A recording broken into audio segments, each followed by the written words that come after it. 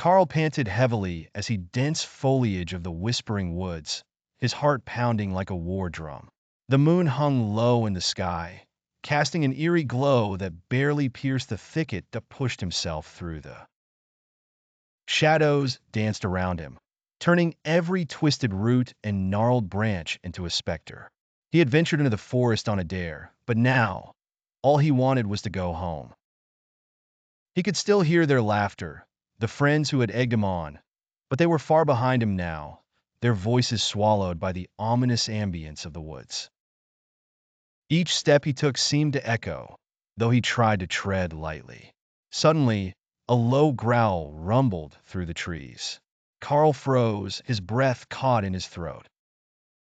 The stories of the forest's monstrous inhabitants surged into his mind. Creatures born out of nightmares, with claws that could rend flesh from bone and eyes that glowed with hunger.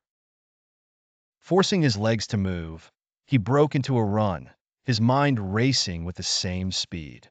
The path seemed to twist and contort, as though the woods themselves were conspiring to trap him within their labyrinthine embrace. He stumbled over roots, his pulse spiking as he imagined claws reaching for him from the shadows. The flickering light of the moon dipped behind a cloud, plunging him into near-complete darkness. He heard a rustling behind him and suppressed a scream. Turning his head slightly, Carl glimpsed a pair of eyes glowing a sinister red. He bolted, his lungs burning, his legs trembling with fatigue. He could feel the creatures gaining on him, their guttural growls and snapping branches growing louder with each passing second. Through the dense underbrush, a faint light appeared, an amber glow that signaled hope. He sprinted towards it, every ounce of his being focused on that beacon.